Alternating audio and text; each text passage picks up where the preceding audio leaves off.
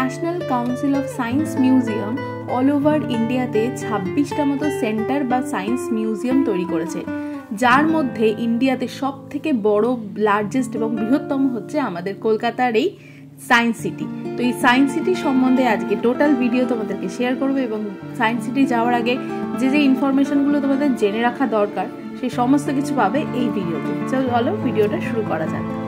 Science city আমরা কিভাবে যাব, কখন খোলে, টিকিটের কি প্রাইস, পার্কিংয়ের কি ব্যাপার, সমস্ত কিছু এই ডিটেলসের মাঝে মাঝে কিন্তু আমি শেয়ার করেছি। এখানে প্রথমে আমরা দেখাচ্ছি যে পার্কিংয়ে যাচ্ছি, 2 হুইলার 4 হুইলার পার্কিংয়ের চার্জেস কি আছে। এখানে কিন্তু প্যাকেজ বুকিং হয়, স্কুল বাসেসের জন্য ফ্রি পার্কিং আছে, আরও অনেক ডিটেলস আছে যেটা তোমাদেরকে টিকিট কাউন্টারে থেকে ডিটেলস পেয়ে যাবে বা ওদের ওয়েবসাইট থেকে পেয়ে যাবে, বা আমি এখানে একটা স্ক্রিনশট শেয়ার করছি, সেখানেও কিন্তু টোটাল প্যাকেজের ডিটেলস বা টিকিট কস্টগুলো কিন্তু এখানে দেওয়া আছে। সায়েন্স সিটি যাওয়ার আগে কিছু কিছু ডিটেলস তোমাদেরকে জেনে রাখা ভালো, যেটা কিন্তু এই ভিডিওর মধ্যে তোমরা পেয়ে যাবে।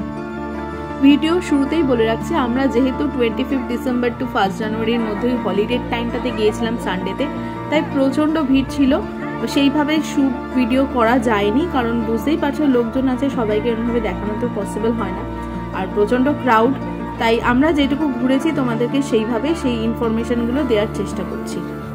330 যে প্যাকেজটা হয় আমরা প্রথমে সেটাই নিয়ে নিয়েছিলাম, আর তোমাদের হাতে যদি সময় থাকে তাহলে বলবো যে প্যাকেজটা নিতে, তাই প্যাকেজের নিলে অনেকটা কিছুটা অ্যামাউন্ট সুবিধা হয়।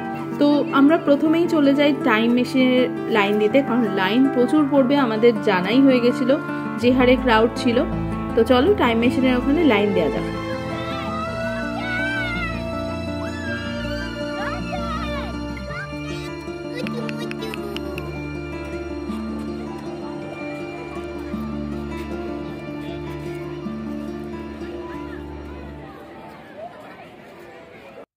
এখন যে বিল্ডিংটায় ঢুকছে এখান থেকে আমরা টাইম মেশিনটা দেখতে পাবো, সাথে ফুল ডোম থিয়েটার একটা ছিল সেটাও কিন্তু আমরা এখানে পাবো। তাছাড়া প্রচুর সায়েন্সের জিনিসপত্র রয়েছে যেটা ফ্রিতেই, প্রচুর কিছু তোমরা কিন্তু ওখানে খেলা করতে পারো বা দেখতে পারো।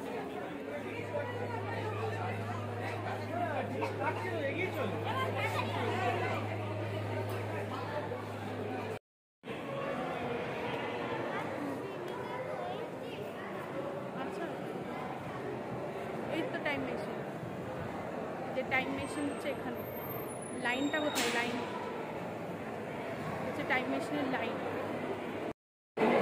এই হচ্ছে টাইম মেশিনের জন্য লাইন। আমরা এই সিটির ওপর থেকে, এখন যেহেতু বাজে 11:10, তাই জন্য একটু কম আছে, পরে বেলার দিকে আরও ভিড় হবে।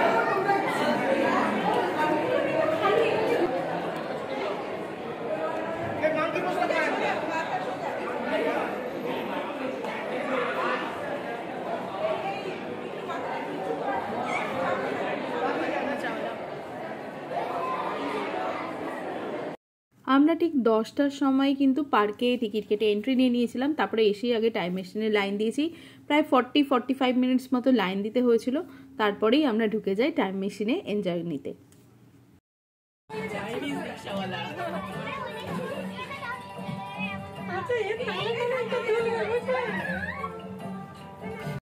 মেশিন দেখে বেরিয়ে দৌড়ে দৌড়ে আমরা আবার লাইন দিই 3D ফুল ডোম যে থিয়েটারটা আছে সেটা, এটা 120 মতো করে অ্যাপ্রক্স পড়েছিল। তো তোমরা যদি প্যাকেজ নাও তখন কম পড়বে।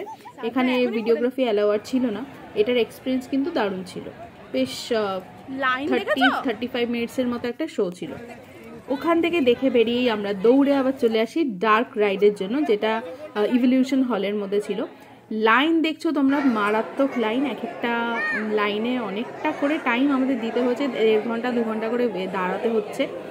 তো তারপরে এই লাইনে দাঁড়িয়ে দাঁড়িয়েই আমরা একটুখানি মজা করলাম, সব আনন্দ করলাম যারা আশেপাশে আছে দেখে দেখে। এরপরে লাইন এগোতে এগোতে আমাদের টার্ন এলো যে ওই ডার্ক রাইডটার জন্য।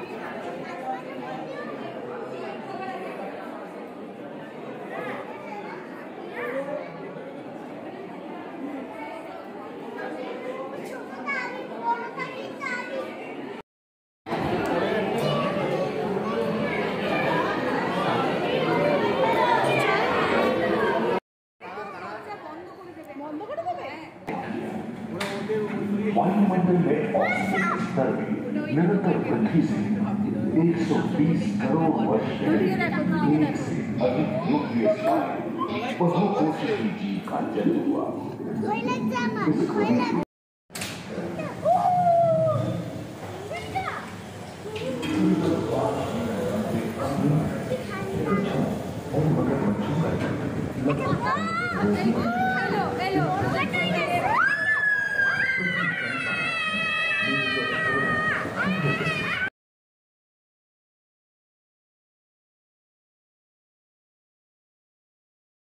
विकसित हुए एवं परागण के लिए कीट पतंगों के साथ संपर्क स्थापित हुआ। वे तेजी से धरती पर बढ़ने लगे। इसी समय पहली बार धरती पर सांपों का जन्म हुआ।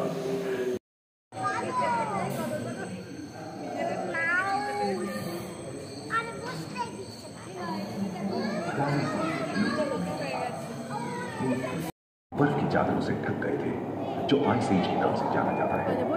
हम आज ऐसे ही एक आइस एज में रह रहे हैं, जो এই কিছু শো দেখে আর একটু আশেপাশে ঘোরাঘুরি করে এবার আমরা বেরিয়ে আসি, কারণ যত বেলা বাড়ছিল তত ভিড় হয়ে যাচ্ছিল। এই দেখতেই আমাদের 2:30 বেজে। সায়েন্স সিটি হোলি বাদে বছরে সবসময় খোলা থাকে সকাল 10টা থেকে সন্ধ্যে 8টা পর্যন্ত। আর কিভাবে আসবে আমি তো ডিটেলস দিয়েই দিলাম। মেন একটা কোয়েশ্চেন থাকে যে ফুড অ্যালাউ কিনা। ফুড অ্যালাউ, কিন্তু ওদের কিছু পারমিশনস আছে, তার মধ্যে কিন্তু অ্যালাউ না। আর এখানে আরও কিছু মেন অ্যাট্রাকশন আছে যেগুলো তোমাদেরকে দিলাম, তোমরা চাইলে পুরোটা টাইম নিয়ে ঘুরে দেখতে পারো। তো এই ভিডিওটা এখানেই শেষ করছি। আশা করছি তোমাদের ভিডিওটা সবার ভালো লেগেছে। তাহলে ভিডিওটা অবশ্যই লাইক করো আর দেখতে থাকো আমার চ্যানেল।